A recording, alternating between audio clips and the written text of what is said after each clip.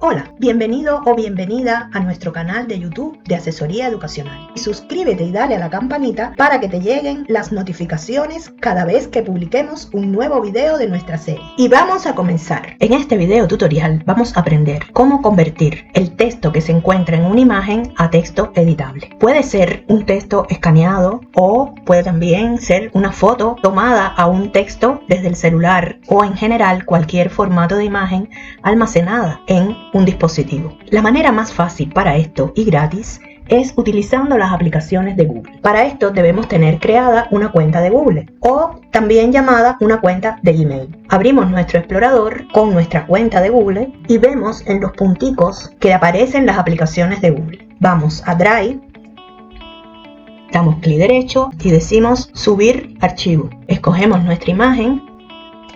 Como pueden ver es de formato JPG. Le damos al botón abrir, damos clic derecho en esta imagen y decimos abrir con documentos de Google. Aquí nos aparece la imagen insertada y debajo tenemos el texto que aparece en la imagen convertido a texto editable.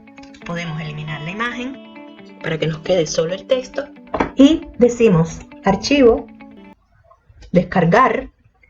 Y vemos en qué formato lo queremos descargar. Para nuestro ejemplo vamos a utilizar Word.